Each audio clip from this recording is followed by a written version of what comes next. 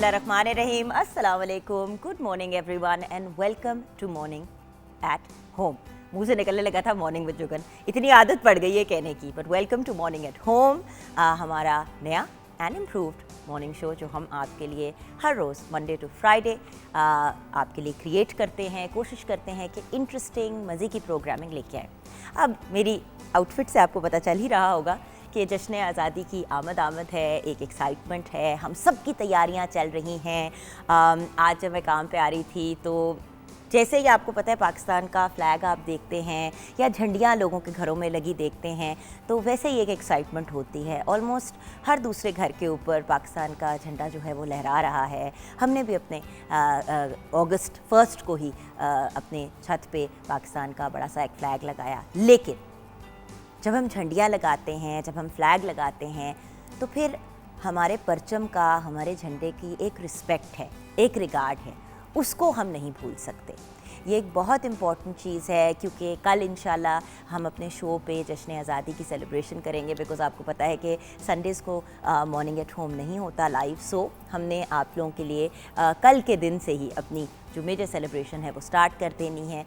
तो जब हम सेलिब्रेशन की बात करते हैं, जब हम अपने मुल्क को अप्रिशिएट करने की बात करते हैं, एक तो हमने एक रिस्पॉन्सिबल सिटीज़न बनना है, गुड सिटीज़न ऑफ पाकिस्तान बनना है।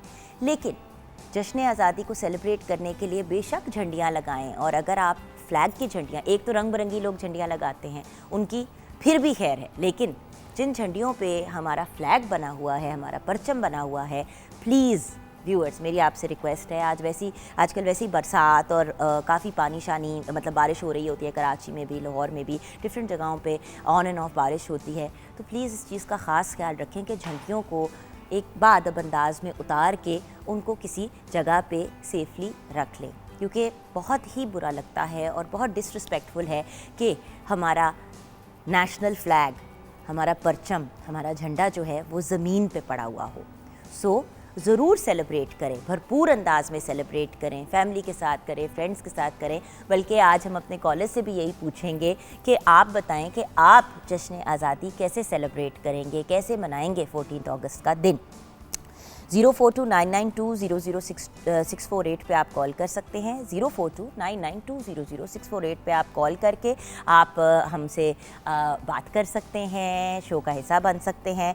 और अगर आपने हमारे फेसबुक के पेज को फॉलो करना है, बल्कि मैं तो कहूँगी कि ज़रूर हमारे फेसबुक के पेज को फॉलो करें, मॉर्निंग एट होम के नाम से। मॉर्निंग एट होम आप टाइप करेंगे तो हमारा फेसबुक का पेज आ जाएगा, उस पर ज़रूर फॉलो कीजिएगा, क्योंकि हमारी जो डिफरेंट एक्टिविटीज़ होंगी, डिफरेंट किस्म की हम एक्टिवेशंस करेंगे, क्विज़ेस, कॉम्पिटिशन्स वगैरह, उन सब पे की जो अपडेट्स हैं वो फेसबुक के पेज पे ही मिलेंगी। तो अभी से फॉलो कर लें ताकि आपको अपडेट्स मिलती रहें फॉर एनी कॉम्पिटिशन्स, चीज़ें जीतने का मौका, give Awez, things like that. उसके साथ साथ जहाँ हम परचम की बात कर रहे हैं वहाँ पे प्लीज़ 14 अगस्त के रोज़ और 13 की रात को भी हमारी सेलिब्रेशन का एक समा शुरू हो जाता है। वन व्हीलिंग, रोड पे लोगों को तंग करना, ट्रैफिक की ब्लॉकेजेस, थोड़ा सा इन चीज़ों को अवॉइड करने की कोशिश करें। लोग बाइक के साइलेंसर जो हैं वो उतार देते हैं और उसके साथ फिर बहुत ज़्यादा शोर होता है। देखिए व्यूअर्स, एक बात सोचने वाली है, आप या मैं अगर सेलिब्रेट कर रहे हैं तो वो तो हमारी खुशी है, लेकिन बहुत से लोग ऐसे हैं जो अस्पतालों में बीमार हैं, अपने घरों में बीमार हैं, छोटे छोटे बच्चे हैं जो रात को 7-8 बजे सो जाते हैं, और जब बहुत ज़्यादा रोड पे शोर होता है तो उनकी फिर सारी रात डिस्टर्ब होती है। तो सेलिब्रेट करें, लेकिन इस अंदाज में जश्न आज़ादी का जश्न मनाएं कि कोई और तकलीफ़ में ना आए, प्रॉब्लम में ना आए, किसी वजह से वो डिस्टर्ब ना हो। ये एक बड़ी इम्पॉर्टेंट चीज़ है। अच्छा, रिजवाना वसीम की कॉल है, आइए उनकी कॉल रिसीव करते हैं। अस्सलाम वालेकुम, क्या हाल है आपकी रिजवाना जी? वालेकुम अस्सलाम, मैं ठीक हूँ, आप कैसी हैं? शुक्र अल्हम्दुलिल्लाह। रिजवाना जी ये बताइए कि हमें जश्न आज़ादी आपकी नज़र में कैसे मनाना चाहिए? जश्न आज़ादी बेहतर तो तरीका यही है कि हम अपने बच्चों को गाइड करें कि वो किस तरह से इस पाकिस्तान की कदर करें बिल्कुल। और स्टोरी सुनाएं हमें के हवाले से। अच्छा, एक और बहुत अच्छी चीज़ रिजवाना जी जो की जा सकती है वो ये है कि आपको पता है पाकिस्तान टेलीविज़न नेटवर्क पे, पीटीवी पे, बल्कि हमारी स्पेशल प्रोग्रामिंग तो काफ़ी दिनों से शुरू हुई हुई है 14 अगस्त से रिलेटेड, और वैसे भी 75 साल 75 ईयर्स, तो 75 ईयर्स की हिस्ट्री को अंडरस्टैंड करने के लिए पीटीवी ने बहुत से मज़े के programmes different age groups, youth से लेके सीनियर से लेके मतलब हर एज ग्रुप के लिए क्रिएट किए हैं। तो मैं ज़रूर रेकमेंड करूँगी कि इस वीकेंड पे बच्चों को पीटीवी ज़रूर दिखाइएगा, पीटीवी होम। जी। और आप बताएं, आप लोग कैसे सेलिब्रेट करते हैं जश्न आज़ादी आप अपने घर में? हम लोग ऐसे ही करते हैं कि हम इस आज़ादी को महसूस करते हैं, सारी फैमिली घर में होती है और सब मजे से खाना खाते हैं, बच्चे जो है वो झंडियाँ वगैरह लगाते हैं, एंजॉय करते हैं। चलो वंडरफुल। अच्छा रोज़ाना जी, आपने कुछ कहना है मॉर्निंग एट होम के लिए, कोई मशवरा या कोई फीडबैक? मुझे आपके वापस आने की बहुत खुशी है और आपको बहुत मिस किया हमने। Thank you so much Rizwana, bless you, thank you so much. और देखिए कितनी अच्छी बात है व्यूअर्स के खुद ही मतलब घर पे गेट टुगेदर करते हैं, घर पे सेलिब्रेट करते हैं, घर वालों के साथ मिल के वक्त गुजारते हैं। घर के जो बड़े हैं, जो बुज़ुर्ग हैं, जैसे कि नाना नानी, दादा दादी हो गए, उनसे कहानियाँ सुनना, उनसे जानना कि किस स्ट्रगल से हमारा मुल्क गुजरा, ये सारी एक्टिविटीज़ व्यूअर्स की जा सकती हैं किसी को भी डिस्टर्ब किए बगैर। देखिए व्यूअर्स, हमने अगर अपने मुल्क को एक सर्टन लेवल पे लेके जाना है, एक सर्टन लेवल की कामयाबी पे अपने मुल्क को पहुंचाना है, तो उसके लिए व्यूअर्स देखें वो एफ़र्ट्स करने बड़े ज़रूरी हैं जो प्रैक्टिकल भी हैं और जो दूसरे लोगों को तंग नहीं करते। और जब अल्लाह ताला ने हमें एक आज़ाद मुल्क की इतनी बड़ी ब्लेसिंग से नवाजा है, तो फिर उस ब्लेसिंग को अप्रिशिएट करना और रब ताला का हर लम्हे शुक्र अदा करना कि हम एक आज़ाद फिज़ा में सांस लेते हैं, ये बड़े इम्पोर्टेंट एलिमेंट्स हैं। और मुझे बड़ी खुशी हो रही है कि गवर्नमेंट ऑफ पाकिस्तान ने इतने एफ़र्ट्स किए हैं आज़ादी को सेलिब्रेट करने के, और 75 साल की ये जो एक जर्नी है उसको आप लोगों तक पहुंचाने के लिए। देखें बहुत से यंग लोग जो हैं, जो 60-70% हमारी आवाम जो है वो यूथ है। यूथ ने तो वो वक्त ही नहीं देखे, वो टफ़ टाइम्स ही नहीं देखे जो हमारे बुज़ुर्गों ने देखे। तो उन बुज़ुर्गों की जर्नी को अंडरस्टैंड करना, उसको जानना और उसका हिस्सा बनना एक बहुत इंपॉर्टेंट एलिमेंट है। कल हम भी अपना हिस्सा ज़रूर डालेंगे और आपको पता है हर रोज़ जब से 1 अगस्त स्टार्ट हुआ है, हमारी कोशिश होती है कि अचीवर्स से, प्राइड ऑफ पाकिस्तान से आपकी ज़रूर मुलाकात करवाएं। आइए मिलते हैं प्यारी सी शेफ़ कनीज़ फ़ातिमा से। अस्सलाम वालेकुम बेटा। वालेकुम अस्सलाम। कैसी हैं आप? मैं बिल्कुल ठीक ठाक। मैं देख रही हूँ कि बहुत ज़्यादा चीज़ें कट हो रही हैं, सैलड्स रेडी हो रहे हैं, तो जी ज़ोरों खरोश के साथ किचन में तैयारियाँ चल रही हैं। लेकिन उससे पहले आपके ख्याल से बेटा, बीइंग अ यंग पर्सन, जश्न आज़ादी कैसे मनानी चाहिए? जश्न आज़ादी मतलब जैसे चलता आ रहा है, झंडियाँ लगाना, अपने घरों में फ्लैग्स लगाना, बट सिर्फ झंडियाँ लगाना नहीं, उन झंडियों की हिफाजत भी करना कि पाँव के नीचे ना आए, बिकॉज उनकी एक रिस्पेक्ट है। बिल्कुल। सो बेहुरमती ना हो, तो मिली नगमे सुने जाएं और सेलिब्रेशन वहाँ तक हो जहाँ तक मतलब पब्लिक के लिए डिस्टर्बेंस ना क्रिएट हो। वही वाली बात ना व्यूअर्स, देखें जब अब वही सोचो ना कि बेटा आप काम से वापस आ रहे हो, जी किसी मतलब देखें बहुत से लोग जॉब्स भी जाते हैं। खैर इस बार तो 14 अगस्त है ही संडे को, तो it's public holiday anyway, and उसके साथ साथ भी छुट्टी है। लेकिन बहुत से लोग ऐसे होते हैं जिन्होंने एक जगह से दूसरी जगह पहुंचना होता है, एम्बुलेंसेस फंस जाती हैं जब ट्रैफिक जैम्स हो जाते हैं, पुलिस की गाड़ियां फंस जाती हैं, फायर इंजन जो हमारे होते हैं, अगर खुदा न खास्ता कहीं आग लगी हो। सो प्लीज़ इन चीज़ों का ख़ास ख्याल रखें, ऐसा डिस्टर्बेंस ना क्रिएट करें जिससे खुदा न खास्ता कोई अपनी जान खो दे। ओके, आज हम बना क्या रहे हैं? आज हम चिकन कीमा पुलाव बना रहे हैं। चिकन कीमा पुलाव? जी। यम। ओके। और साथ बचपन में हम खाया करते थे और बड़ा फेवरेट होता था सबका। हाँ, और साथ रायता एंड सैलेड। वंडरफुल। जी। तो रेसिपी ओके। सब कीमा पुलाव 3 पाव, चावल 1 किलो, नमक 2 खाने के चम्मच, तेल आधा कप, ज़ीरा 2 चाय के चम्मच, बड़ी इलायची 2 अदद, छोटी इलायची 2 से 3 अदद, काले मिर्च साबुत आधा चाय का चम्मच, लौंग 4 से 5 अदद, बादियान के फूल 3 से 4 अदद, दालचीनी 2 अदद, अदरक लहसुन पेस्ट 2 खाने के चम्मच, हरी मिर्ची का पाउडर 2 खाने के चम्मच, प्याज फ्राई 1 कप, दही आधा कप, हल्दी पाउडर आधा चाय का चम्मच, सुरख मिर्च पाउडर आधा खाने का चम्मच, गरम मसाला आधा चाय का चम्मच, जावित्री पाउडर 1/4 का चम्मच, जायफल पाउडर 1/4 चाय का चम्मच, हरा धनिया हस्बे ज़रूरत गार्निशिंग के लिए। गार्निशिंग के लिए अब देखें, देखने को कीमे वाला पुलाव जो होता है लोग देखते हैं, उसको मोती पुलाव भी कहते हैं, जब छोटे उसके कोफ्ते बना लेते हैं, दिखने में बड़ा आसान लगता है, बट एक्चुअली इट्स आसान बहुत चीज़ें डलती हैं उसमें। ओके, तो क्या तरीका क्या है? तरीका ये है कि सबसे पहले हम प्याज वगैरह फ्राई कर लेंगे। प्याज फ्राई करने के बाद उसमें हम टमाटर, अपने सारे ये मसाले वगैरह ऐड करेंगे, कीमा को अच्छे से भूनेंगे। कीमे को भूनने के बाद हम उसमें पानी वगैरह डाल के कि कीमा हमारा अच्छे तरीके से गल जाए। गलने के बाद फिर हम अपने चावल वगैरह ऐड करेंगे, एंड पे सर्व करेंगे और गार्निशिंग करेंगे, और साथ रायता और सैलड। और रायते की रेसिपी है दही आधा किलो, ज़ीरा 2 खाने के चम्मच, नमक हस्बे जायका, काली मिर्च 1/4 चाय का चम्मच, और सैलड में खीरा, टमाटर, प्याज, नींबू जो जो आपको पसंद है आप लोग सैलड में ऐड कर सकते हैं। सैलड में ऐड कर दें। और देखें अब व्यूअर्स, ये एक बड़ी इंपॉर्टेंट चीज़ होती है। हम लोग चावल तैयार कर देते हैं, बिरयानी तैयार कर देते हैं, इस तरह की डिफरेंट चीज़ें तैयार तो कर देते हैं, उसके साथ अगर रायते का इस्तेमाल करें और सलाद का करें तो उसका जो हेल्दीनेस का कोशंट है वो बढ़ जाता है, यानी कि वो फिर एक अच्छी कंप्लीट मील आपके लिए बन जाती है जब आप उसमें रायता भी ऐड कर देते हैं और सैलेड भी। और देखें, खाना खाने का भी और मज़ा, खाना खाने का भी मज़ा आता है। और बच्चों को प्लीज़ आदत डालें कि खाने के साथ जो है खीरे, गाजर, टमाटर, प्याज, इस तरह की चीज़ें ज़रूर कंज्यूम करें। सो रेसिपी अब हमने आपके साथ शेयर कर दी हैं और शेफ़ आप अपना काम करें। चले बढ़ते हैं कॉलर की तरफ। हमारे साथ प्यारी सी सायका हैं, आइए सायका की कॉल लेते हैं। अस्सलाम वालेकुम सायका, क्या हाल है आपके? हेलो, अस्सलाम वालेकुम सायका जी। वालेकुम सलाम। क्या हाल है आपके? इस्लामाबाद में मौसम कैसा है?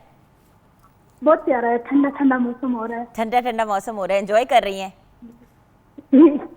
अच्छा सायका, ये बताइए कि जश्न आज़ादी कैसे मनानी चाहिए? ठंडा ठंडा मौसम है, प्यारा मौसम हो रहा है। अच्छा, तो ये बताइए कि हमें जश्न आज़ादी कैसे मनानी चाहिए सायका? जश्न आज़ादी धूमधाम से अच्छे तरीके से मनानी चाहिए, घरों में झंडियाँ वगैरह लगानी चाहिए, खुशी करनी चाहिए। बिल्कुल जी। अच्छा, आपको मॉर्निंग एट होम कैसा लग रहा है, एंजॉय कर रही हैं? जी, मॉर्निंग एट होम बहुत प्यारा है, अच्छा है, बहुत अच्छा लगता है। Thank you so much Saika, show देखती रहिएगा। आपके कॉल करने का, आपके प्यार का बहुत बहुत शुक्रिया। छोटी सी ब्रेक की तरफ जाएंगे। ब्रेक के बाद जब वापस आएंगे तो कुछ ज़रूरी बातें दांतों से रिलेटेड करेंगे ब्रेक के बाद।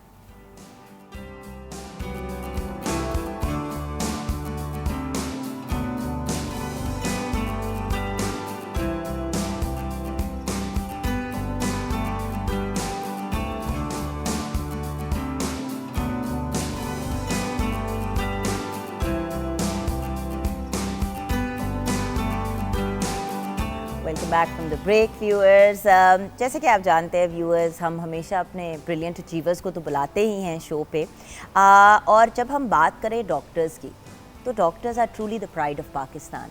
और जब जश्न आज़ादी की सेलिब्रेशंस हो रही हैं तो वहाँ पे हम डॉक्टर ज़हरा मसूद को कैसे भूल सकते हैं, जो बेसिकली एक रिनाउंड डेंटल सर्जन हैं और आज हमें गाइड भी करेंगी दांतों से रिलेटेड। अस्सलाम वालेकुम। वालेकुम सलाम। अच्छा डॉक्टर साहब, सबसे पहले तो लेट्स फॉरगेट अबाउट दांत एंड लेट्स टॉक अबाउट जश्न आज़ादी। Sure. जश्न आज़ादी कैसे मनानी चाहिए अच्छा, और आप कैसे मनाती हैं? मैं तो अपने बच्चों के साथ ना, मैंने मतलब उनको एक हफ़्ता पहले प्रिपेयर कर देती हूँ। उनको पहले थोड़ा सा विकीपीडिया से जाके सारी जो है हिस्ट्री सारी उनको रिकॉल करवाती हूँ, क्योंकि नॉर्मली जो हमारी 14 अगस्त है वो समर वेकेशंस में आ रही होती है, तो बच्चों को ज़रा रिकॉल हिस्ट्री करवाना कि कैसे हमने मुल्क आज़ाद करवाया था, वो सारा बहुत ज़रूरी है।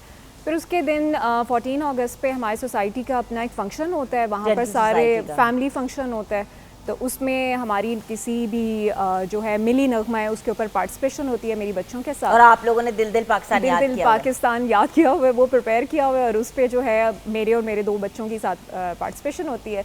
फिर शाम को जो है हम सारे कज़न्स मिलके कैनाल रोड पे निकलते हैं और वहाँ पर सारे एक ही गाड़ी में सारे बैठ के जिस तरह फिर हमने आज़ादी सेलिब्रेट करनी होती है फिर उस तरह करते हैं, तो वो इस तरह जो है दिन अच्छा गुजर जाता है। वंडरफुल।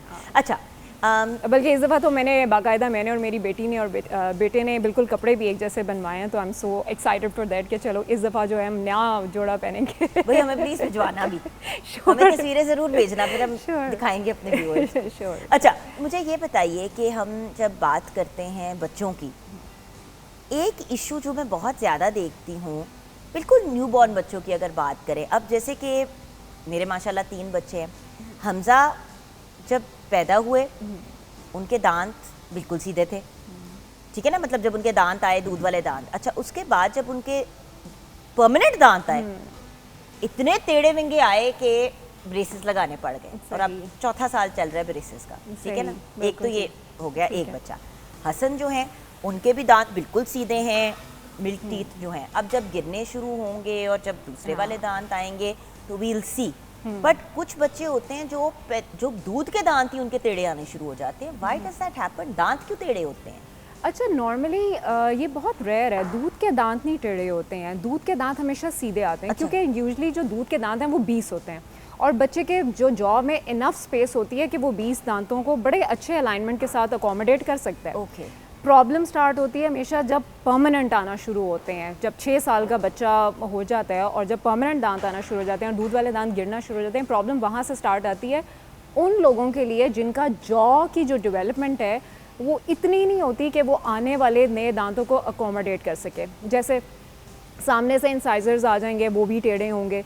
रीज़न उसका क्या है कि आगे जो दूध का दांत पड़ा हुआ है वो अभी तक शेड ही नहीं हुआ, तो जो नया आने वाला दांत है वो उसने उसको टेढ़ा कर दिया है, ठीक है। और समटाइम्स अब जो रीज़न्स मोस्टली हैं क्यों बच्चों के दांत टेढ़े हो रहे हैं, सबसे मोस्ट कॉमन रीज़न तो दैट इज़ जेनेटिक्स। अगर आपके ख़ानदान में टेढ़ापन है, मदर साइड से है, फादर साइड से है, फूफो साइड से है, आपके खानदान में टेढ़ापन है या आपके खानदान के में दांतों दांतों में। का टेढ़ापन है? क्योंकि हर खानदान में थोड़ा बहुत टेढ़ापन तो होता है।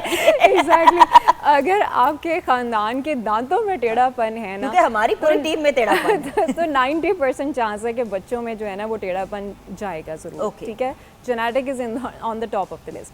सेकेंड रीज़न ये है कि जो बच्चों का दांत का जो निकलने का अमल है और गिरने का अमल है, जिसे हम शेडिंग और इरप्शन कहते हैं, कि दूध वाले दांत गिर के जो नए आते हैं, जब उसके पैटर्न और सीक्वेंस को बच्चा फॉलो नहीं कर रहा होता तो फिर डिस्टर्बेंस वहाँ से स्टार्ट हो जाती है। जैसे मैंने आपको बताया 6 से 7 साल की उम्र में जो सारा सीक्वेंस स्टार्ट होता है। फिर तीसरा मोस्ट कॉमन रीज़न है दैट इज़ थंब सकिंग। बच्चों की कुछ ऐसी हैबिट्स होती हैं जो माओं को शुरू से द पेसिफायर, एग्जैक्टली, पेसिफायर हो, बॉटल फीडिंग हो, थंब सकिंग हो, मेक श्योर कि ये जो सारी हैबिट्स हैं आपने 2.5 साल तक जो है वो बच्चे को ये छुड़वा देनी है। 2.5 साल तक बच्चा ले रहा है, that is fit and fine. जैसे मैंने आपके बताया भी उसके मुंह में दूध के दांत हैं, वो छोटे छोटे हैं, जो अभी माशाल्लाह अच्छा होता है बच्चों का, तो वो 20 दांतों को बड़ा अच्छा अकोमोडेट कर देता है। बट व्हेन जब आगे डेवलपमेंट स्टार्ट होती है, जॉ उस हिसाब से बढ़ नहीं रहा होता और दांत इतने बड़े बड़े अंदर आना शुरू हो जाते हैं, तो वो फिर उसकी उसका जो रूम है उसके लिए वो डिस्टर्बेंस क्रिएट करता है। तो पेसिफायर हो गया, बॉटल फीडिंग होगी, थंब सकिंग होगी, जो भी सारी हैबिट्स हैं, मेक श्योर कि 2.5 साल तक अगर बच्चे ने कर लिया है, ठीक है, कर लिया। उसके बाद से अब आपने उसको कंटिन्यूस जो है उसको विड्रॉल पे लेके आना है, ठीक है। बिल्कुल इसको अब बड़ा सीरियस हो गया। मतलब एक बात है कि जैसे अब बच्चे की थंब सकिंग की आदत इतनी आगे प्रोलॉन्ग हो जाती है कि बच्चा उसके बगैर सो नहीं पाता। पेरेंट्स यूजली जब हम आते हैं डेंटल आर्ट पे, वो आके यही कह रहे होते हैं कि बच्चा छोड़ नहीं रहा, उसको तो नींद नहीं आती। हम कहते हैं ना सुलाओ, 2 दिन नहीं सुलाओ, 3 दिन, तो तीसरे दिन तो उसको नींद आएगी ना। बट इस वजह से कि बच्चा नहीं सो रहा और आपने उसको थंब सकिंग पे जो है उसकी प्रोलॉन्ग कर रहे हो आप आदत, दैट इज़ नॉट राइट। आप उसको मसला यही है ना कि देखिए, आप उस वक्त उसके रोने को रोकना चाह रहे हो, लेकिन आप उसके रोने को रोक के उसके दांत टेढ़े कर देंगे। एक चीज़ से आप उसको बेनिफिट दे रहे हो, दूसरी चीज़ में उसको आप धकेल रहे हो खुद डिसएडवांटेज की तरफ। चौथी रीज़न इज़ टंग थर्स्टिंग। जो बच्चे कंटिन्यूस दांतों को ज़ुबान से हिट करते हैं ना, बार बार, कभी ज़ुबान ऊपर लगा रहे हैं, कभी नीचे लगा रहे हैं, कभी किसी स्पेस पे लगा रहे हैं, कभी किसी स्पेस, टंग थर्स्टिंग की आदत नहीं रोकनी चाहिए। अब पेरेंट्स को कैसे पता चले कि बच्चा जो है वो कर रहा है? टीवी देखते हुए यूजुअली ये आदतें हो रही होती हैं। टीवी देखते हुए बच्चे का मुंह खुला होगा, ऐसे खोल के बैठ के टीवी देख रहा होगा, उसको कंटिन्यूस रिमाइंड कराएं कि बेटा मुंह बंद करो, मुंह बंद करो, लिप्स मिलाओ आपस में। खाना खाते आप उसको देखें कि वो खाना कैसे खा रहा है, मुंह खोल के खा रहा है या मुंह बंद करके खा रहा है, आप उसको देखें। रात को सोते हुए चेक करें कि वो मुंह खोल के तो नहीं सो रहा। यूजुअली जो बच्चे माउथ ब्रीदर्स होते हैं वो मुंह खोल के सोते हैं। अब आइदर आप उसको चेक कराएं कि उसकी रीज़न क्या है माउथ ब्रीदिंग की, क्योंकि mouth breathing is also one of the leading cause of misalignment. ठीक है, उसमें क्या होता है कि या तो बच्चे की नोज़ में से उसको सांस नहीं आ रहा होता, या कोई जो नाक के पीछे गदूद होते हैं एडिनॉइड्स के, या वो इनलार्ज हुए होते हैं, या जो नाक की हड्डी होती है सेप्टर जो वो डेविएट हुआ होता है, या साइनसिस का इशू है या टॉन्सिल्स का इशू है। तो इसकी वजह से बच्चा नाक से सांस नहीं ले पा रहा होता और वो as a result reactive breathing कर रहा होता है मुँह से। तो इससे क्या होता है कि बच्चे का जो सामने का जो मुंह है ना वो ऊंचा होना शुरू हो जाता है, यानी उसके जो दांत हैं वो ऊंचा होना शुरू हो जाते हैं। जब वो दांत ऊंचे होते हैं और नीचे वाले जो हैं वो उनकी आपस की अलाइनमेंट ख़राब होती है, तो वो डेफिनेटली एक मिस अलाइनमेंट की तरफ जाता है। ठीक है, ये कुछ रीजंस हो गई। और ट्रॉमा बचपन में जो अगर आप बच्चा जो है वो साइकिल से गिर गया, बेड से गिर गया, कोई मेजर ट्रॉमा हो गया, कोई एक्सीडेंट हो गया, तो उसकी वजह से भी दांत टेढ़े हो जाते हैं। पर ये जो 8-9 कॉजेज़ मैंने आपको बताई हैं ना, ये लीडिंग कॉज हैं। अच्छा, लेकिन व्यूअर्स यहाँ पे एक बात ज़रूर कहूँगी कि देखें, अगर आपके बच्चे को चोट लगती है मुंह पे वटेवर, तो आप अपने जो पीडियाट्रिशियन हैं, बच्चों के डॉक्टर, उनके पास ज़रूर जाएं। लेकिन जब इस एरिया में चोट लगती है तो डेंटिस्ट के पास ज़रूर लेके जाएं। उसके बाद अव्वल तो बच्चों को डेंटिस्ट के पास कब लेके जाना चाहिए, किस एज पे? अच्छा, जो पहला विजिट बच्चों का होता है ना, that is at 1 year of life, जब बच्चा 1 साल का होता है। हम बर्थडे जब बच्चे की मना रहे होते हैं तो हमें थोड़ा सा उसके ज़रा ये ख्याल भी करना चाहिए कि अब उसका डेंटल चेकअप और मेडिकल चेकअप का भी टाइम हो गया है। बर्थडे सेलिब्रेशंस करें, ज़रूर करें, बट अपार्ट फ्रॉम दैट एक आधी जो है अपॉइंटमेंट जो है उसकी पूरे मेडिकल एग्जामिनेशन की और डेंटल एग्जामिनेशन की भी होनी चाहिए। उसमें रीज़न ये होती है कि 1 साल की उम्र में बच्चे के मुंह के अंदर 6 या 7 दांत आ चुके होते हैं, उसकी जो मोलर्स होते हैं ना, दाढ़ें, पहली दाढ़ें, वो भी आ चुकी होती हैं। तो वो एक दफ़ा चेक लाजमी करवाएं, ताकि अगर कोई अर्ली डेवलपमेंटल कोई डिफेक्ट है या दांतों के उसमें लेयर में कोई डिफेक्ट है, तो या फिर फ्रीनम में, ये जो अंदर सॉफ्ट टिश्यू होता है, फ्रीनम में कोई डिफेक्ट है, तो वो डेंटिस्ट उसको अर्ली डिटेक्ट कर ले और उस हिसाब से उसको उस टाइम पे ट्रीट कर ले। हमारे साथ कॉलर हैं माहम, काफ़ी देर से वेट करिए। मैंने कहा ये वाली एटलीस्ट हम ये बात कर लें, फिर हम इलाज की तरफ जाएंगे टेढ़ेपन के दांतों की। जी, माहम लाहौर से हमारे साथ है। अस्सलाम वालेकुम माहम। वालेकुम सलाम, कैसी हैं आप? अल्लाह का बहुत शुक्र है। माहम बताइए, आपका क्या सवाल है डॉक्टर साहिबा के लिए? जी, मैं डॉक्टर से पूछना चाह रही हूँ कि मेरे दांतों में गैप था, तो मैंने फिलिंग करवाई थी, तो आफ्टर 1 वीक मेरी फिलिंग खुद ही निकलना शुरू हो गई और उधर से ब्लीडिंग भी आना शुरू हो गई। तो मैं क्या करूँ इसके लिए? अच्छा, ये है कि ब्लीडिंग दांत के अंदर से ब्लीडिंग आना शुरू हो गई कि गम से ब्लीडिंग आ रही थी, मसूड़े से, कि दांत के अंदर से? सॉरी, गम से आना शुरू हो गई थी। गम से आना शुरू हो गई थी। अच्छा, चले मैं हम आपको अभी बताते हैं बेटा। हाँ, अच्छा, फिलिंग जो होती है ना, मैं बल्कि अभी डिस्कस भी कर रही थी प्रोड्यूसर साहब से, फिलिंग की भी टाइप्स होती हैं। जितनी आप अच्छी फिलिंग जो है दांत के ऊपर अप्लाई करते हो, जितनी आई प्रेफर के अमेरिकन या यूरोपियन प्रोडक्ट्स जो हैं वो इस वाकई इस काबिल होते हैं कि जो उनकी फिलिंग होती है ना, एटलीस्ट मुंह के अंदर कोई 10-15 साल ज़रूर रहती है। तो फिलिंग एक दफ़ा करवाएं, अच्छी करवाएं, अच्छे प्रोडक्ट के साथ करवाएं, क्योंकि ऑन दी अदर हैंड जो हम कुछ एशियन कंट्रीज़ जहाँ से हमें चीपर फिलिंग्स पड़ती हैं वो 1 साल चलती हैं, 2 साल चलती ये हैं। मुझे नहीं समझ आती डॉक्टर साहब, जो फ्रंट के दांत होते हैं यहाँ पे गैप आ जाता है। हाँ, अब ये गैप को फिल कराने के लिए फिलिंग? हाँ बिल्कुल, अगर आपका थोड़ा सा गैप है, ठीक है, और बाकी दांतों में कोई गैप नहीं है, तो आप और अगर ये वाले दांत इतने ज़्यादा चौड़े भी नहीं है कि फिलिंग करा के ओवर जो है वो ब्रॉड लगना शुरू हो जाए, तो filling is the best option. कोई इसमें इशू नहीं है। थोड़ा सा ऐड एक दांत पे हो जाता है, थोड़ा सा ऐड फिलिंग में एक दांत पे हो जाता है, बहुत अच्छा जो है वो हो जाता है। लेकिन पहले दांत आप कितने चौड़े हैं और ऊपर से गैप, आप कितना आप फिलिंग से उसको चौड़ा कर सकते हो, एक हद होती है ना, एक हमारी प्रॉपर मेजरमेंट होती है। भी तो होती है, वो जो लगा सकते हैं परमानेंट, क्या होते हैं वो क्राउन्स भी तो लग सकते हैं। नहीं, अगर आपका अपना दांत अच्छा है कि वो फिलिंग से अच्छा हो जाएगा तो क्राउनिंग की कोई ज़रूरत नहीं। Crowning is the last part. अच्छा, वो हमने सबसे एंड में देखना होता है। आपका अपना जो है वो एनामल अच्छा है, दांत अच्छा है, तो why we should cut it for a crown, क्योंकि वो क्राउन के लिए तो कटिंग रिक्वायर्ड होती है ना। अच्छा, तो दैट इज़ नॉट रिक्वायर्ड। चलें, सो आप डेफिनेटली किसी अच्छे डेंटिस्ट से बेटा रुजू करें माहम, और मेक श्योर अच्छी फीलिंग 10-15 साल निकलती है। और इनका जो दूसरा क्वेश्चन था कि इनके गम से ब्लीडिंग क्यों आती है, अगर आ रही है मतलब डेली बेसिस पे आ रही है और आप समझ रहे हैं कि जो मसूड़ा है वो फूला हुआ है या वो रेड हुआ हुआ है, तो उसको आप चेक करवा लें। हो सकता है वो स्केलिंग से ठीक हो जाए, या हो सकता है कुछ हमारे पास ऐसी टूथपेस्ट होती हैं उनसे ठीक हो जाए, तो वो एक दफ़ा चेक करवा लें कि ब्लीडिंग जो है वो क्यों हो रही है। अगर उसमें स्केलिंग रिक्वायर्ड होगी तो वो स्केलिंग हो जाएगी और वो हील हो जाएगा जो अंदर से ज़ख़म हुआ हुआ है। और अगर नहीं तो फिर टूथपेस्ट वगैरह अवेलेबल होती हैं, वो हम प्रिस्क्राइब कर देते हैं। वेरी सिंपल सोल्यूशन व्यूअर्स, लेकिन बात ये है कि जब हम इन सिंपल मामलात को हल नहीं करते तो फिर बड़ी प्रॉब्लम हो जाती है, और जब बड़ी प्रॉब्लम होती है फिर दांत गिरने शुरू हो जाते हैं। और याद रखें, परमानेंट टीथ एक दफ़ा गिर गए तो वो वापस नहीं आने, और उसके फिर जो हल होते हैं ना, वो नए लगाने दांत और सारा कुछ, वो बड़ी पेनफुल प्रोसेस है। और डेंचर्स जो हैं वो वैसे ही बड़े अनकंफर्टेबल होते हैं। अब तो डेंचर से भी जान छूट गई है ना लोगों की, अब इम्प्लांट्स आ गए हैं। इम्प्लांट्स आगे नहीं, बट वही कह रही हूँ कि इम्प्लांट्स हर बंदा नहीं कराता। अब अगर कोई 70 इयर्स की एज में है, वो इम्प्लांट्स वाली तकलीफ से नहीं गुजरना चाह रहा। नहीं, अब तो फ्लैपलेस प्रोसीजर्स हैं इम्प्लांट के, आपको बिल्कुल ना उसमें फ्लैप रेस करना पड़ता है। जहाँ पर आपने इम्प्लांट रखना है वहाँ पर छोटा सा अब उसका पंच बनाते हैं और वहाँ पर इम्प्लांट प्लेस करते हैं।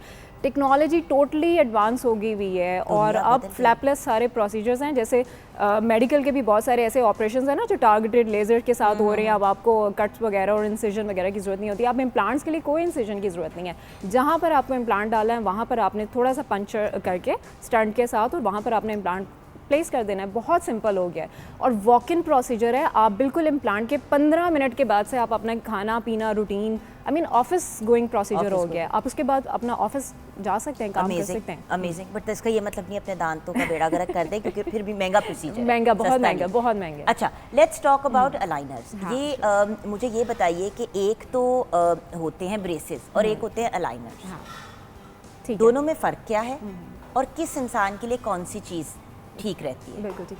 अच्छा, ब्रेसेस और अलाइनर्स दोनों ही ब्रेसेस हैं। अलाइनर्स भी ब्रेसेस हैं, और जो जिसे हम मेटल ब्रेसेस कहते हैं वो भी ब्रेसेस हैं। फ़र्क दोनों में ये है कि वो जो तारों वाले, जो ब्रैकेट्स वाले, जो बहुत मोस्ट कॉमन है, वो होते हैं फिक्स ब्रेसेस, यानी जिसे आप ना उतार सकते हैं ना चढ़ा सकते हैं, and you are totally dependent on the dentist for that hole. ये होते हैं फिक्स ब्रेसेस, वो होते हैं फिक्स ब्रेसेस। ये आपको हम तस्वीर भी दिखा रहे हैं। हाँ, एग्जैक्टली, ये होते हैं मेटल ब्रेसेस जो इस पर तस्वीर दिखा रहे हैं, और ये बहुत कॉमन और बहुत ओल्डेस्ट टेक्निक है। मतलब ये सदियों पुरानी अब टेक्निक हो चुकी है। अब जो लेटेस्ट टेक्नोलॉजी है दैट इज़ अलाइनर्स, और वो है रिमूवेबल ब्रेसेस। हैं वो भी ब्रेसेस, बट वो रिमूवेबल हैं, आप उसको खुद उतार सकते हैं, खुद पहन सकते हैं।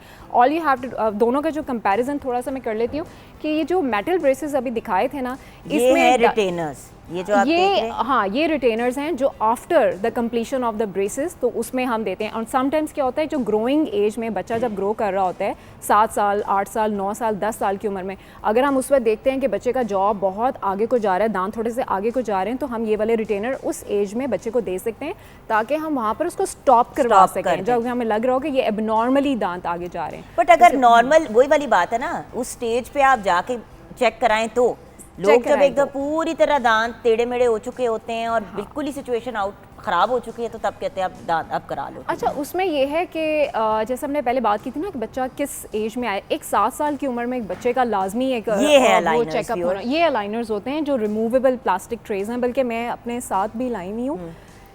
ये इस तरह आपको बॉक्स मिलता है व्यूअर्स, बिल्कुल रिटेनर, जैसे हम ग्लासेस पहनते हैं उसका कवर होता है, इस तरह ये रिटेनर्स का कवर, ये रिटेनर्स नहीं, सॉरी कहते हैं इसको अलाइनर ट्रेस कहते हैं। बिल्कुल क्लियर प्लास्टिक ट्रे होती है, और जब आप इसको दांतों के ऊपर पहनते हो, आप खुद इसको पहन सकते हो। एक छोटा बच्चा, 12 साल का बच्चा भी इसको खुद जो है इसको पहन के पूरी अपनी ट्रीटमेंट जो है वो इसको कैरी ऑन कर सकता है। अच्छा, आपने इसको खुद लगाना होता है, खुद उतारना होता है।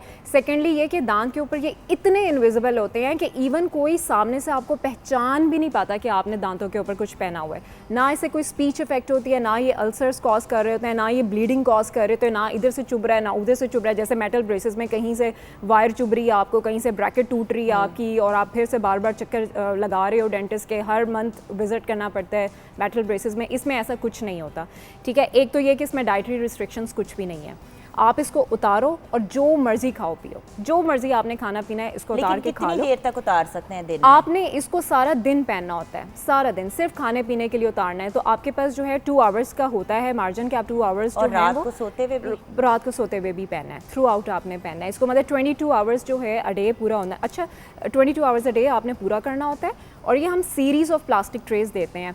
तो एक ट्रे आपने 15 दिन पहननी होती है। जैसे मैं आपको थोड़ा सा सीक्वेंस दिखा दूँ, हाँ जी, कि जब आप अलाइनर्स अपने लेते हैं डेंटिस्ट से, तो आपको एक बॉक्स की फॉर्म में मिलता है, ठीक है, जो हम पेशेंट को जो है वो दे देते हैं, ठीक है। अब उसको जब हम देखते हैं तो पहला जो है पहली जो ट्रे है जो पेशेंट को दे दी, ठीक है, जब उसने वो 15 दिन पहली और 22 घंटे डेली पहन ली, उसके बाद उसने ये वापस अपने बॉक्स में रखना होता है, पहले बॉक्स में। उसके बाद नेक्स्ट ट्रे पे शिफ्ट होना होता है 15 दिन, फिर नेक्स्ट ट्रे पे शिफ्ट होना होता है 15 दिन। हर ट्रे के अंदर हमने मूवमेंट रखी होती है जो दांत को थोड़ा मूव करती है। सो बाय द एंड जब आप अपनी ट्रेस कंप्लीट करके अपनी एंड डेट पे जाते हो तो आपके दांत बिल्कुल सीधे हो चुके होते हैं, जैसे हमने पहले 3D ट्रीटमेंट प्लान में दिखाए हुए होते हैं। अच्छा, इन दोनों में डिफरेंस क्या है कि मेटल ब्रेसेस में आप अपना एंड रिज़ल्ट पहले नहीं देख सकते कि पहले क्योंकि आपको नहीं पता होता कि आपका एंड रिज़ल्ट क्या है। ये चूँकि 3D टेक्नोलॉजी है, डिजिटल टेक्नोलॉजी है, तो हम इसमें जो पेशेंट का जो स्कैन है, स्कैन के बाद हम फ़ौरन पेशेंट को दिखा सकते हैं कि उनका जो आफ्टर रिज़ल्ट है वो क्या आएगा, उनके दांत सीधे होकर कैसे आएंगे। लेकिन फिर भी कुछ लोग हैं जो लगवाते हैं मेटल ब्रेसेस, बिल्कुल वो लगवाते किस केस में लगवाते हैं? अच्छा, ये है कि लोगों को अवेयरनेस नहीं है। सही जो बात है ना, मेरे नहीं है। हमजा का एक दांत यहाँ पे चढ़ा हुआ था, उसको अच्छा, नीचे करना था, हाँ। और पता नहीं क्या क्या और हाँ। चीजें नीचे आनी थी, कुछ निकलने थे। तो जहाँ से हमजा का करवा रहे हैं उन्होंने तो यही कहा डॉक्टर साद ने कि जुगन हम इसको अलाइनर्स लगा नहीं सकते क्योंकि नीचे पुल करना है, पुल करना है। हाँ। अच्छा, टेक्नोलॉजी इतनी एडवांस होगी, जैसे मैंने आपको इम्प्लांट्स का कहा था ना कि अब फ्लैपलेस आ गया है, लेकिन बहुत सारे लोग नहीं कर रहे फ्लैपलेस, उनको नहीं आइडिया कि फ्लैपलेस कैसे करते हैं।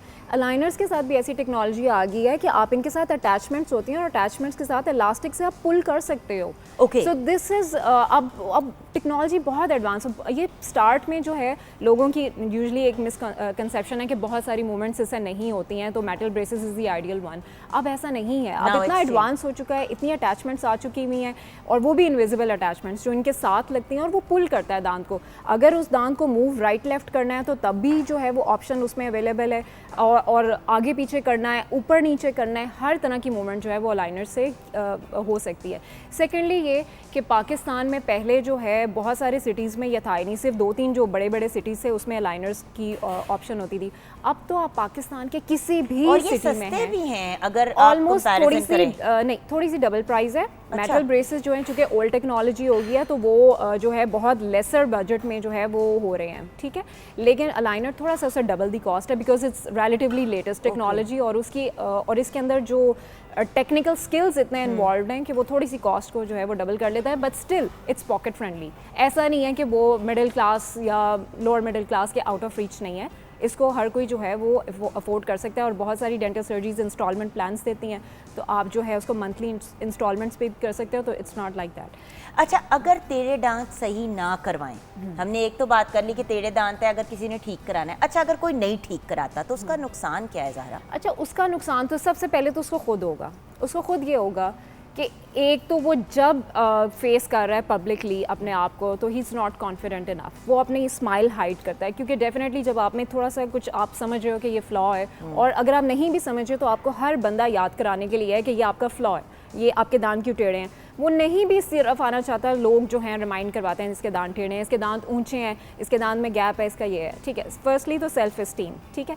सेकेंडली ये कि आपकी जो स्पीकिंग है, फोनिक्स हैं, वो बहुत डिस्टर्ब होते हैं, क्योंकि हमारे फोनिक्स, क्लियर फोनिक्स के लिए हमारी जो दांतों की अलाइनमेंट बहुत ज़रूरी है। स्पीच बच्चों की डिस्टर्ब होती है, छोटे बच्चे जिनके दांत टेढ़े होते हैं वो प्रॉपरली अपनी जो रीडिंग की क्लास है वो उसमें उतना इफेक्टिव नहीं होते जितना एज़ कम्पेयर टू दूसरे बच्चे हो रहे होते हैं। जैसे लेट्स सपोज किसी के दांत ही नहीं है सामने, तो वो जब भी बोलेगा वो लिस्प करेगा, उसकी जो ज़ुबान है वो दांतों के दरमियान जब स्टक होगी तो उसकी लिस्पिंग आएगी, तो उनकी स्पीच इफेक्ट होती है।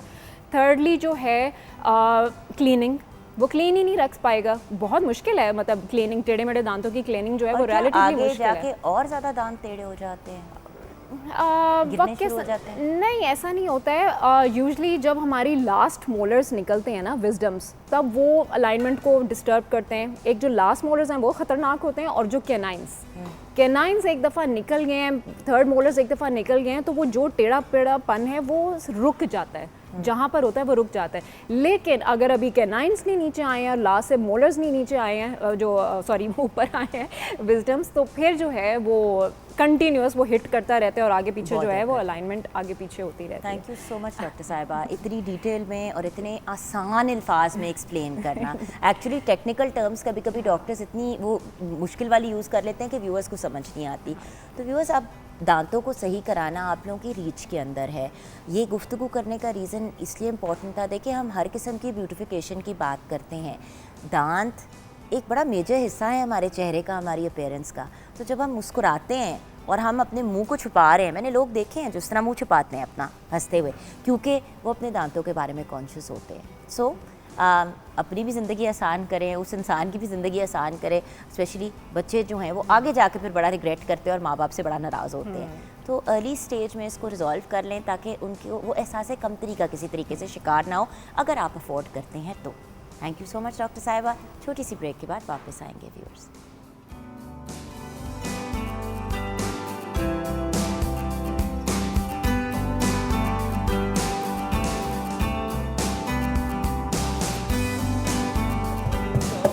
बड़ी हिफाजत का है इरादा, देश का ऊंचा नाम करेंगे है ये सबसे वादा। कुर्बानियां कितनी लेकर आजादी लाए, मैं तो ये चाहूं सारी दुनिया ही ये चाहे।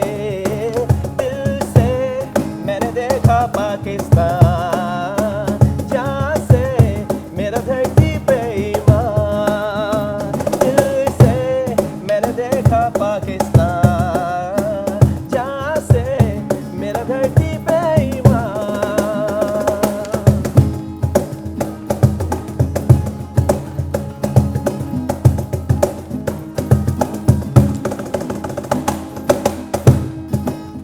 कुर्बानियां कितनी लेकर आजादी लाए, मैं तो ये चाहूं सारी दुनिया ही ये चाहे।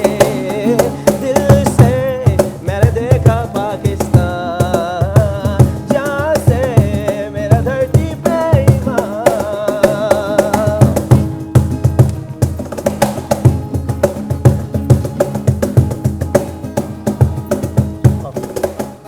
देखो कैसे रंग रंग के फूल खिले, देखो है कैसी खुशबू धीरे धीरे जैसे सुबह से शाम मिले। यहाँ जिंदगी है हर सू,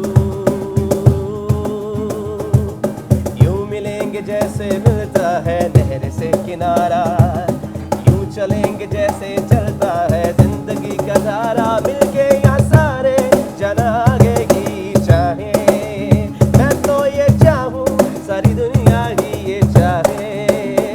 दिल से मैंने देखा पाकिस्तान, जहाँ से मेरा धरती पे ईमान। दिल से मैंने देखा पाकिस्तान, जहाँ से मेरा धरती पे ईमान।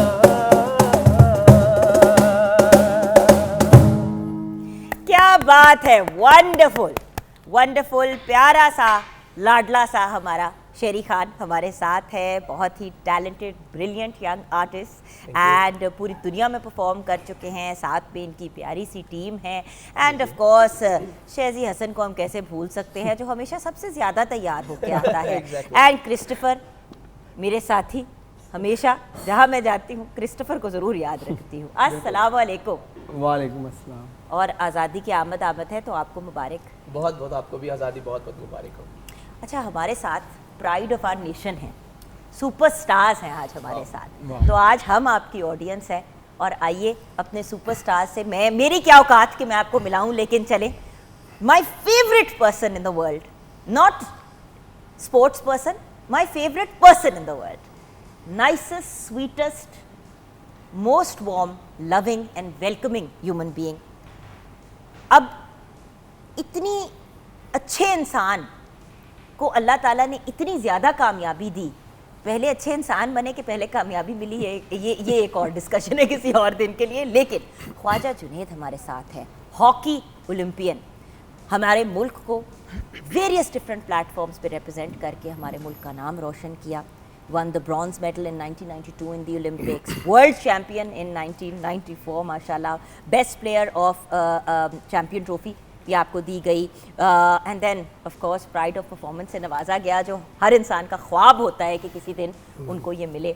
सो अस्सलामु अलैकुम सर वालेकुम एंड अस्सलाम। जाला सलाम नहीं, अस्सलाम नहीं, बिल्कुल। वापस सलाम thank you very much. Welcome sir thank you हो गया मिले थैंक हुए। यू जुगन, बहुत अच्छा लग रहा है शो में आके। और जैसे आज़ादी आ रही है, आज़ादी की आमद है, और मैं समझता हूँ कि जिस तरीके से आपने अरेंज किया है, ये पूरे पाकिस्तानी कौम को मैं समझता हूँ कि आज़ादी को इसी जोशो खरोश से मनाना चाहिए। बिल्कुल। और एक और सुपरस्टार हमारे साथ है। मुझे लगता है कि ये कुछ हॉकी से रिलेटेड चीज़ है, जो lovely personalities, wonderful smile, warm, इतने हम्बल और डाउन टू अर्थ हमारे हॉकी स्टार्स हर तरह से स्टार्स हैं, no doubt. And then mister Mohammad Saqlain, Olympian, national team coach in 2019, 3 world cup, 3 world cups माशाल्लाह, एंड देन 300 मैचेस आपने खुद खेले हुए, 300 मैचेस। अस्सलाम वालेकुम सर। 2006 में कॉमनवेल्थ गेम्स में सिल्वर मेडल हासिल किया, पाकिस्तान नेशनल टीम के x champion. I mean amazing amazing sir, क्या बात है। अस्सलाम वालेकुम। वालेकुम अस्सलाम। सर आज़ादी के बारे में क्या कहेंगे? आज़ादी बस यही कहूँगा, हज़ार नेमत है। आज़ादी जो है, जो कैदी होते हैं ना, उनसे पूछते हैं कि आज़ादी की नेमत जो है वो क्या चीज़ है, क्या बात है। तो वो तो कहेंगे कि दुनिया है कि हमारी जान ले ली जाए मगर आज़ाद कर दिया जाए। बिल्कुल। तो जो आज़ादी आज़ाद वो है, हज़ार नेमत है। और ऊपर से हम माशाल्लाह सुपर पावर भी हैं, तो जो है वो हमें जो है वो किसी की भी जो है कोई दुश्मन की जो आँख है जो है वो मैली नज़र हमें देख नहीं सकती। इतने पावरफुल है हम इंशाल्लाह ताला, बिल्कुल। और डे बाय डे इंशाल्लाह और इम्प्रूव वी होगा। Will go from strength to strength इंशाल्लाह। आज मेरी सहेली भी है हमारे साथ, प्यारी सी। पिछली मुलाकात इनकी मंगनी पे हुई थी। अब ये पूछेंगे कि क्या एक वेट लिफ्टर होने का शादी में कोई फ़ायदा हुआ भी कि नहीं, ये भी जानना बड़ा ज़रूरी है। और हमारे साथ पाकिस्तान की पहली ऐसी लड़की हैं जिन्होंने वेट लिफ्टिंग में इंटरनेशनल लेवल पे इजिप्ट में चैम्पियनशिप 2016 में खेली, फिर 7 गेम्स की नेशनल चैम्पियन है। उसके अलावा 2 दफ़ा कबड्डी की इंटरनेशनल प्लेयर भी रह चुकी है। हर बार जब कबड्डी की बात करती हूँ ना, और नीलम की बात करती हूँ, बस आप जब कबड्डी सोचते हैं तो आपके दिमाग में एक डिफरेंट लुक आती है, और फिर सामने आपके आ जाती है नीलम रियाज, तो आप कहते हो यार नीलम, व्हाट इज दिस स्टोरी। सबसे पहले तो आज़ादी की बात करते हैं ना, आज़ादी के बारे में क्या कहोगी? 75 इयर्स माशाल्लाह। जी अल्हम्दुलिल्लाह, हम लोग खुद पे फ़ख्र महसूस करते हैं कि हम लोग पाकिस्तानी हैं, और इस डे को हम लोग सेलिब्रेट करते हैं इतनी खुशी से। हम लोग यही चीज़ छोटे बच्चों को भी बताते हैं। जब हम लोगों का बचपन था वो तो हम लोगों ने इंजॉय किया ही किया।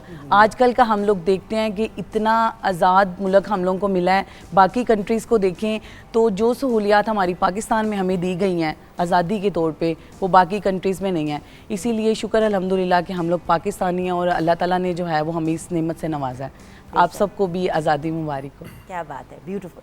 अच्छा, आप तीनों सुपरस्टार्स को इनवाइट करने का बेसिकली यही रीज़न था कि आप लोग अपनी स्टोरीज से हमारे व्यूअर्स को इंस्पायर करें।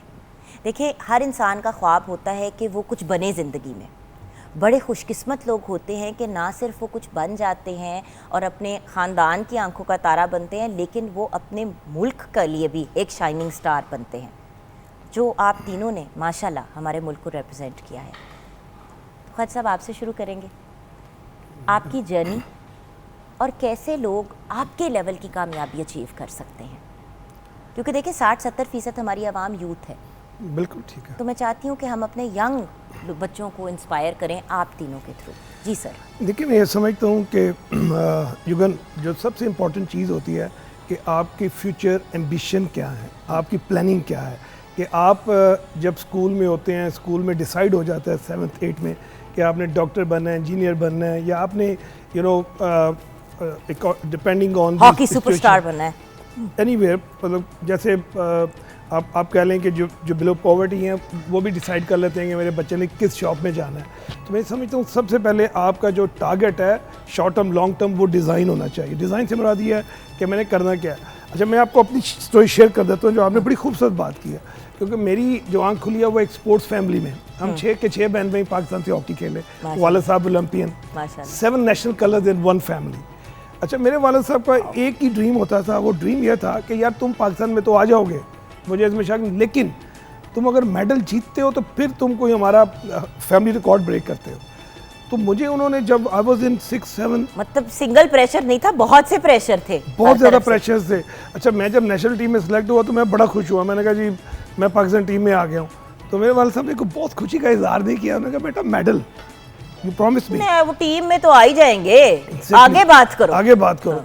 आप यकीन करें कि जब हम वर्ल्ड कप 94 सिडनी में जीते हैं तो वो जो एक चीज़ थी टीम में आना, जॉब मिल जाना, यू नो, वो चीज़ें बहुत छोटी लगी कि जब पूरी कॉम ऑन टोज आ गई और मतलब हु रूल द वर्ल्ड, वहाँ पे सॉन्ग चल रहा है, Pakistan rule the world, and then you know national anthem बज रहा है, सारा जो एटमॉस्फेयर होता है। अब वो प्राइड अचीव करने के लिए आपने कौन सी टनल यूज़ की है, आपने कौन सी रोड यूज़ की है, दैट इज़ इम्पॉर्टेंट। उसमें 2-3 चीज़ें मैं शेयर करता हूँ, इट्स अ लॉन्ग स्टोरी, कभी इसके ऊपर दोबारा कभी बात होगी तो खोल के करेंगे।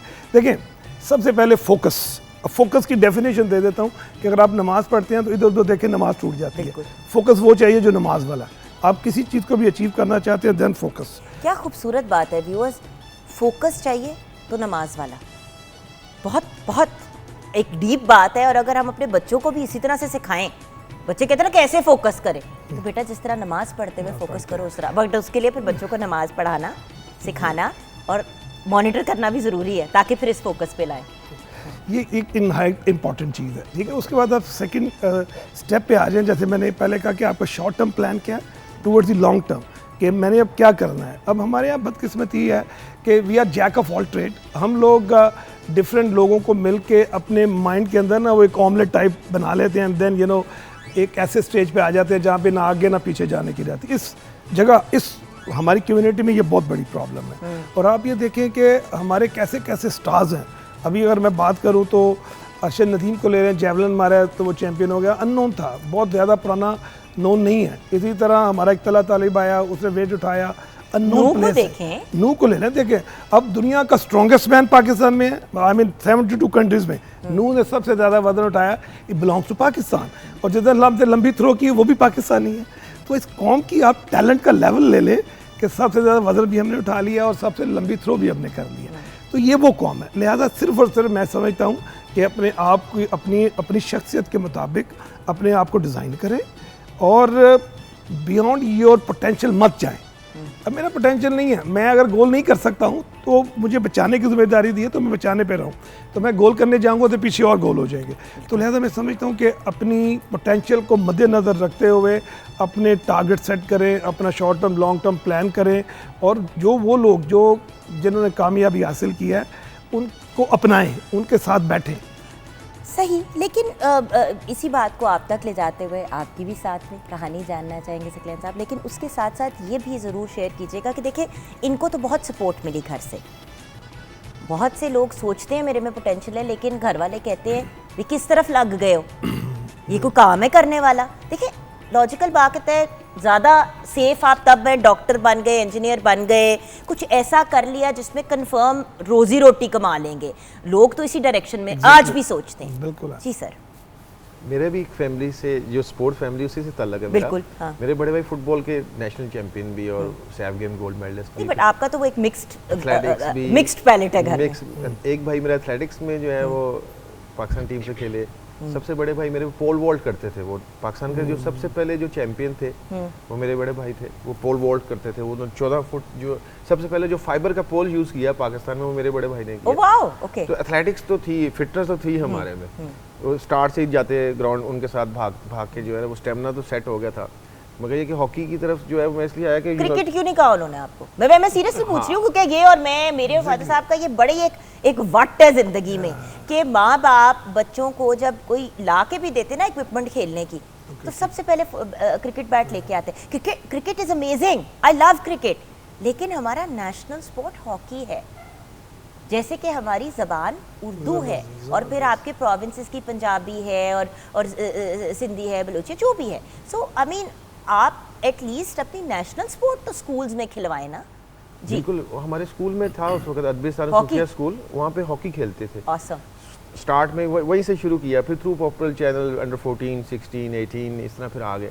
मेरा पैगाम यही है जो है वो अपने यंगस्टर्स के लिए, जो देख रहे हैं व्यूवर्स, जो यंग बच्चे हैं, जो यंग जनरेशन है, उनसे मेरी यही रिक्वेस्ट है, हम्बल रिक्वेस्ट है कि देखिए क्लास में अगर 20 बच्चे हैं ना, तो उसमें 2-3 ऐसे बच्चे होते हैं जो बहुत ही आउटस्टैंडिंग होते हैं। उनमें फ़र्क ये होता है कि वो अपने टीचर्स की बात मानते हैं, वो अपने उस्ताद की बात मानते हैं, वो अपने पेरेंट्स की बात मानते हैं और फोकस करते हैं, जिस खाया साहब ने कहा। तो ये जिस तरह आप लोगों ने अपने कैप्टन्स की बात सुनी, अपने कोचेस की बात सुनी जब आप लोगों ने शुरू किया, बिल्कुल जो एक नेचुरल सीक्वेंस होता है कामयाबी का, फिर वो आहिस्ता आहिस्ता कहते हैं कि इंसान जितना झुकेगा उतना ही उसको फल लगेगा। तो जब आप फन की बुलंदियों पे या रूज पे जा रहे होते हैं तो उतने आप हम्बल हो, उतना ही आप, क्योंकि आप रोल मॉडल बन जाते हैं लोगों के लिए, आपको लोग देखते हैं, इंस्पायर होते हैं, तो सीखने को उनको मौका मिलता है। तो ये चीज़ें हैं, ये जो है वो साथ नथी होनी चाहिए, साथ चलना चाहिए। तो आपको मैं तो यही समझता हूँ कि जो जब तक आप जो है वो डिफेंस, किसी हद तक डिफेंसिव होता है बंदा, आपको अटैक करना ही पड़ता है। जब तक आप अटैक नहीं करेंगे आप जंग नहीं जीत सकते। शुड भी जो है वो आप में इतनी स्किल होनी चाहिए, उसके लिए मेहनत ज़रूरी है, उस तक मुकाम तक पहुंचने के लिए बहुत ज़्यादा मेहनत चाहिए। फिर बाद में ये चीज़ें आपको खुद ब खुद ही आपके कदमों में आगे गिर जाती है।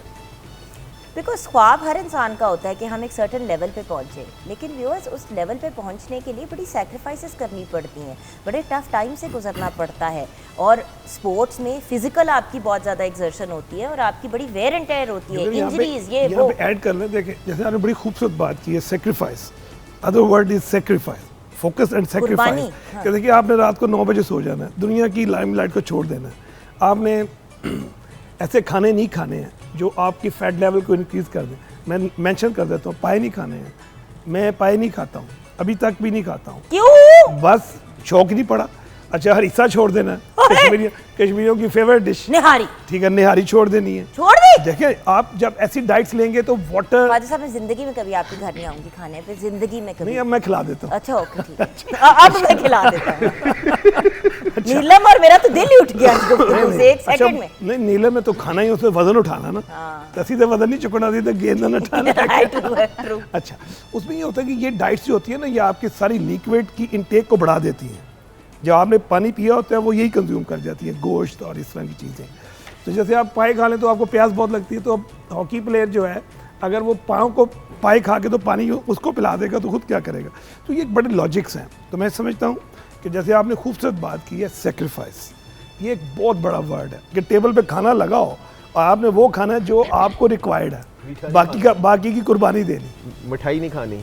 जब मैं खेलता था मुझे अच्छी तरह याद है कि 10 साल तक तो मैंने मिठाई नहीं खाई, पायशा में खा लेता था। लेकिन आप फिक्र ना करें, आपने कहा है कि जब तक मैं खेल रहा था, ये लड़का तो खेलने के बाद भी ठीक नहीं हुआ।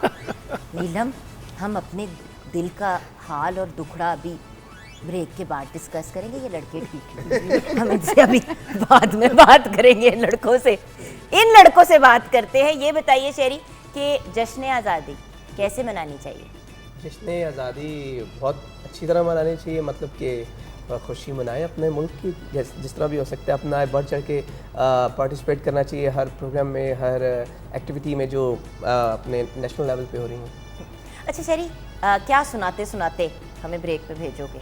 एक बड़ा अच्छा नेशनल सॉन्ग है, वही सुनाते हैं फ्यूजन का।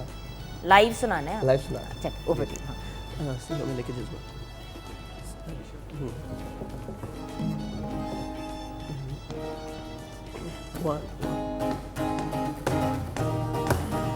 उठा लो। सीनों में लेके जज्बात, हाथों में लेकर हाथा बोलो, कभी छूटेगा ये रास्ता, जैसे भी हो दिन रात बोलो, ये रास्ते कट जाएंगे, ये बादल झट जाएंगे। हो दीवाने चले जब साथ तो बन जाए बात, नहीं अब दूर है मंजिल पास, तो आओ मेरे साथ, गाओ मेरे साथ, गाओ मेरे साथ। मायूस होना नहीं, जैसे भी दिन रात तुम बोलो, पूरे वो होंगे जरूर, देखे हैं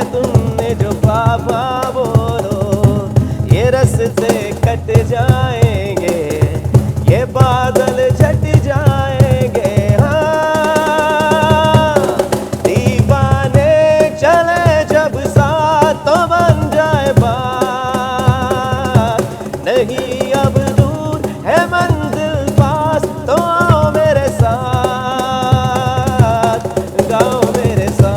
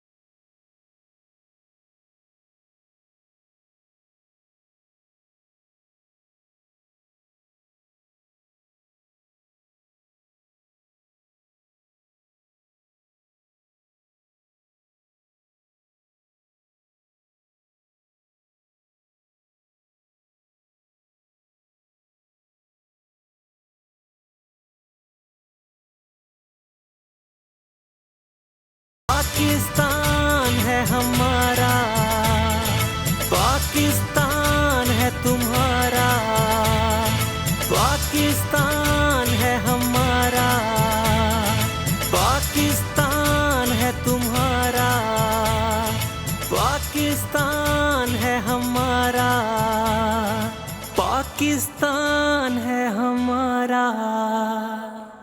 क्या बात है, बेशक पाकिस्तान है तुम्हारा, पाकिस्तान है हमारा। और ये गाना बहुत ही खूबसूरत शाज बैंड ने परफॉर्म किया और ये डेडिकेट करते हैं हम ख्वाजा जुनैद, मोहम्मद सकलैन और दिलम रियाज को। बेशक पाकिस्तान आपका ही है, क्योंकि आपने पाकिस्तान का हर फोरम पे नाम रोशन किया है और अल्लाह ताला हमेशा आप लोगों को कामयाबियों की बुलंदियों तक लेके जाए, बल्कि उनको भी सरपास करे। बिकॉज नो डाउट इंसान जब स्पोर्ट्स नहीं भी खेल रहा होता तो फिर आप एक मोटिवेशन होते हैं, और क्या आप घर बैठ जाते हैं या आप उस मोटिवेशन को आगे लेके बढ़ते हैं, जिस तरह आप दोनों लेके बढ़ रहे हैं और लोगों को सिखा रहे हैं और गाइड कर रहे हैं और अगली जनरेशन को प्रिपेयर कर रहे हैं। So God bless you guys always. Thank you. जी मेरा बेटा, आपसे अभी हमारी बात नहीं हुई, लेकिन जल्दी से ज़मीर खावर से भी बोल लेते हैं। अस्सलाम वालेकुम बेटा। दानिश मुमताज़। वालेकुम अस्सलाम। पिछले बहुत से सालों की तरह आज भी आप बाल ब्रश किए बगैर आए। ज़रूर घर वालों से मुझे गुफ्तगू करनी ही पड़ेगी आप। हमने बहुत कोशिश की इनके बाल बनाने की, लेकिन ना ये बन पाए ना ही ये संवर पाए, ना कट पाए कुछ नहीं हो पाया। भाई कोई Guinness book of world records वाला मामला करना चाह रहे हैं तो अल्लाह खैर करेगा। सो इंडिपेंडेंस डे हमें कैसे सेलिब्रेट करना चाहिए, आगे जाके मैंने आप दोनों से पूछना है। आज़ादी कैसे सेलिब्रेट करें, बट नीलम आप बताइए your journey and your motivation viewers को। मेरी तो जर्नी इस तरह से है कि मेरी फैमिली में कोई भी स्पोर्ट्स में नहीं है, दूर दूर तक कोई भी नहीं है। मैं फ़र्स्ट थी जो स्कूल लेवल पे परफॉर्म करती थी और माशाल्लाह से वहीं से मैंने अपनी स्टार्टिंग ली। साइकिलिंग से मैंने अपना स्टार्ट किया था और टाइम मैंने अच्छा दिया था, पाकिस्तान आर्मी ने मुझे सिलेक्ट किया था, तो वहाँ से मैंने अपनी जर्नी स्टार्ट की थी। मेरे पेरेंट्स मुझे परमिशन नहीं दे रहे थे कि हम लोगों ने कराची जाना था खेलने के लिए, तो उन्होंने कहा कि नहीं इतनी दूर है। स्कूल लेवल पे परफॉर्म करती थी, उन्होंने कहा कि नहीं हमने अपनी बेटी को नहीं भेजना। मेरे लिए फ़ख्र वाला मोमेंट था कि पाकिस्तान आर्मी की पूरी टीम मेरे घर पे आई थी मेरे पेरेंट्स से परमिशन लेने के लिए कि हमें इस बच्ची को भेज दें, हमने वहाँ पे कंपटीशन खेलना है। तो मैंने भी अपने पेरेंट्स को फोर्स किया कि मुझे जाने दें, एक मेडल लेना है, बस एक मेडल के लिए मुझे जाने दें। अब माँ बाप को ये टेंशन थी कि हमने अपनी बेटी को अकेले नहीं भेजना। जी बिल्कुल, बेटी बन गई वेट लिफ्टर। जी बिल्कुल, देखिए जो लिखा होता है ना वो लिखा होता है, वो होना ही होता है, रोक नहीं सकते। तो वहाँ से फिर पेरेंट्स ने जब परमिशन दी तो एक मेडल का कह के गई थी। बस उस मेडल के बाद फिर मेडल ही माशाल्लाह से लेती रही और घर वालों को यही कहती थी कि मेरा शौक़ है। इवन कि मेरी शादी थी तो शादी घर वालों ने कहा कि अब शादी करनी है, तो मैंने कहा एक ही शर्त पे करनी है कि अगर मैंने अपनी गेम कंटिन्यू मुझे रखने देंगे तो जो भी रिश्ते देखते थे तो मैं कहती थी सबसे पहले लड़के से पूछना है। की भी तस्वीर है, हम वो लगाएंगे। जी बिल्कुल। और अब तो हमारी बेटी भी है माशाल्लाह माशाल्लाह, अल्लाह ताला ने बहुत बड़ी नेमत से रहमत से नवाजा है हमारी गुड़िया। अल्हम्दुलिल्लाह। वाह जी, है ऐसे फर्क कुड़ी है, ए कुड़ी कौन है? ये मेरी शादी की है। शादी के दिनों में ना, शादी के नेक्स्ट डे मैं अपना कंपटीशन खेलने के लिए गई थी। लड़कियां जो हैं वो पार्लर का रुख करती हैं कि हमारी शादी है, हमने क्योंकि मुझे शौक़ और जुनून था स्पोर्ट्स का, तो मैंने कहा था कि नहीं मैंने अपनी गेम खेलनी है। तो मेरे फादर इन लॉ जो थे उन्होंने भी मुझे परमिशन दी थी कि तुम शादी की इतनी टेंशन ना लो, तुम अपना पहले ये टारगेट जो तुमने रखा हुआ है इसको अचीव करो। अल्हम्दुलिल्लाह मैंने उसमें भी पावर लिफ्टिंग में अपना रिकॉर्ड भी किया और गोल्ड मेडल भी लिया। उसके बाद माशाल्लाह से ये मैंने शादी से पहले जो मेरा रिकॉर्ड था वेट लिफ्ट करने का वो 144 kg का था। तो कुछ लोग कहते हैं शादी हो जाए, शादी के बाद प्लेयर्स बस डाउन हो जाते हैं, उनकी लाइफ खत्म हो जाती है। लड़कियों की, फीमेल प्लेयर्स की, मेल प्लेयर्स तो माशाल्लाह मैंने देखा कि मेल प्लेयर्स और अच्छा खेलना शुरू हो जाते हैं, शादी में उड़ना शुरू कर भी जाते हैं, कई प्लेयर्स रह भी जाते हैं। तो मैंने माशाल्लाह से शादी के बाद जो है वो अपना रिकॉर्ड जो है वो बेहतर किया है। 158 kg जो है मैंने अपनी बेटी के बाद अपनी नेशनल खेल के उसमें अपना ही रिकॉर्ड बीट किया। बच्ची पैदा की, कुछ हिम्मत आई, जान में जान आई, फिर चलो जी हो। बस मेरे पेरेंट्स की दुआएं थी और कुछ मेरी माशाल्लाह से बेटी का नसीब, जिसकी वजह से अल्लाह ताला ने जो है वो मुझे इतना नवाजा है। शुक्र अल्हम्दुलिल्लाह, क्योंकि मेरे पेरेंट्स जो हैं वो तो मुझे बहुत ही ज़्यादा सपोर्ट करते थे। आगे आप पे डिपेंड करता है आपकी अगली लाइफ जो है वो, आपकी अगली फैमिली आपको कितना सपोर्ट करती है। बिल्कुल। तो अल्हम्दुलिल्लाह मेरी मदर इन लॉ तो नहीं है, मेरे फादर हैं, वो मुझे बहुत ज़्यादा सपोर्ट करते हैं। मेरे हस्बैंड तो बहुत ही ज़्यादा करते हैं, उनकी वजह से ही आज मैं गेम कर पा रही हूँ अपनी।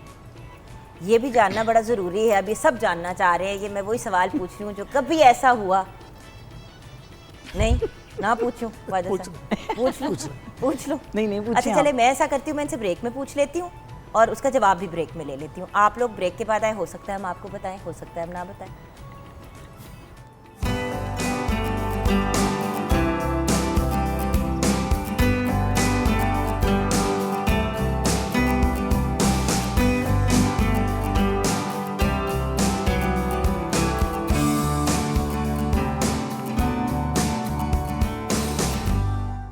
Welcome back from the break viewers. बहुत ही लजीज सा खाना तैयार है शेफ़ कनीज़। फातिमा, क्या सिचुएशन है? जी खाना तैयार है।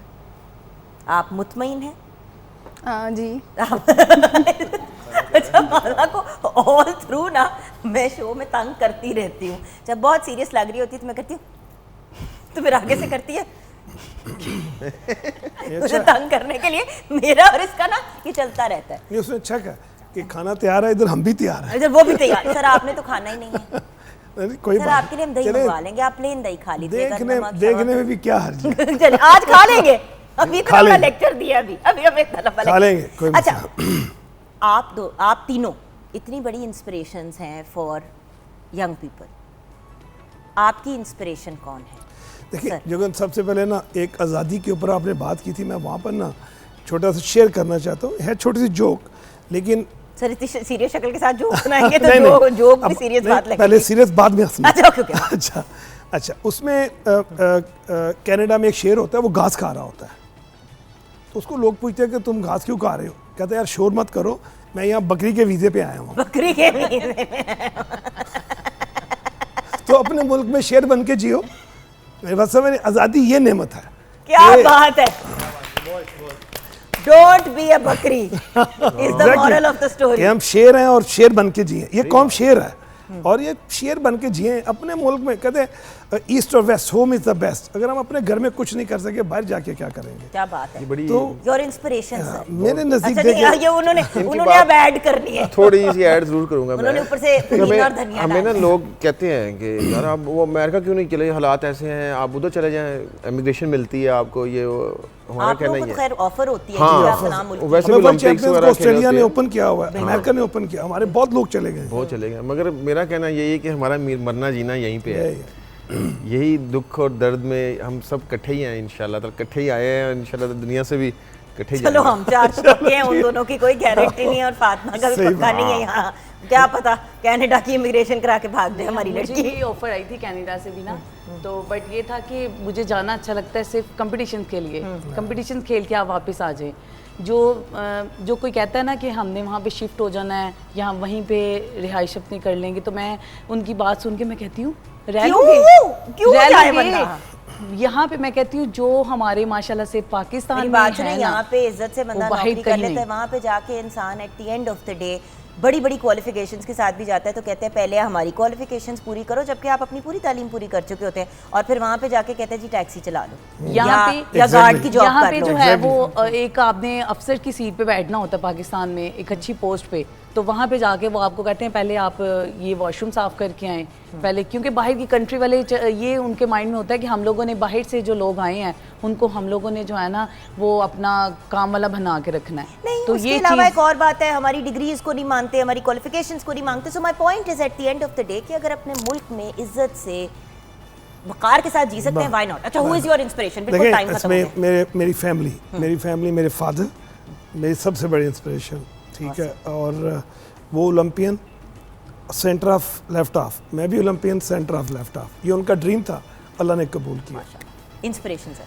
मैं सेंटर ऑफ खेलता था। मैंने जो है जब स्टार्ट की हॉकी तो उस वक्त फरद खान और अख्तर रसूल साहब उसका एंड था, तो उनको फिर ख्वाजा जुनैद साहब फिर शबाज सीनियर, ताहिर जमान, ये लोग जो है, आसिफ बाजवा, ये मेरी इंस्पिरेशन है। इनको देख के हमने, नवीद आलम जो है वो इंतकाल कर, फिर मंसूर गोलकीपर थे वो हमारे, वो भी इंतकाल कर गए।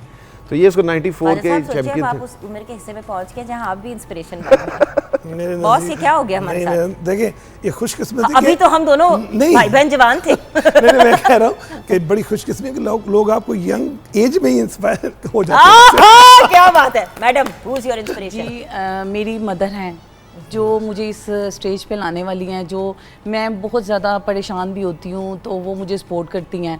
मैं उनकी वजह से या जो कुछ भी हूँ अल्हम्दुलिल्लाह अपने पेरेंट्स की वजह से हूँ, वो सबसे बड़ी जो है वो मेरे लिए इंस्पिरेशन। आप तीनों के लिए खड़े होके तालियां। थैंक यू सो मच और एक Thank you. Salute. Thank you. Bless you, you are truly the pride of our nation. हमेशा अल्लाह ताला आप लोगों को इसी तरह इज्जत दे, बरकत दे, आमीन। Bless you. एंड व्यूअर्स, यहाँ पे प्रोग्राम क्लोज करते करते शाज बैंड, कुछ कहना चाहोगे पुत्र? बस यही है कि मैं 14 अगस्त के बारे से ही कहना चाहूँगा कि लोग जो झंडियाँ होती हैं जो ज़मीन पे गिरती हैं उसको खुदारा नीचे ना फेंकें, और जो सलंसर लोग बाहर बाइक्स पे जो हैं वो निकाल के फिरते हैं तो खुदारा वो ना करें। एहतराम से मनाएं 14 अगस्त, क्योंकि आप ही का मुल्क है, हमारा मुल्क है। सो बस यही कहना चाहूँगा। मेरे प्यारे बच्चे ने मेरी ही बात पे हमारा शो क्लोज किया। Bless you. मैंने एग्जैक्ट यही बात की। वो कहते हैं ना, दिल को दिल से बिल्कुल राह होती है, राह होती है, गुमराही भी होती है, लेकिन वो किसी और दिन बात करेंगे। वो ये है, वो गुमराह पार्टी हमारे हम तीनों के ग्रुप की है। फातिमा, थैंक यू मेरा बेटा, ब्लेस यू। और लेट्स क्लोज विद यू।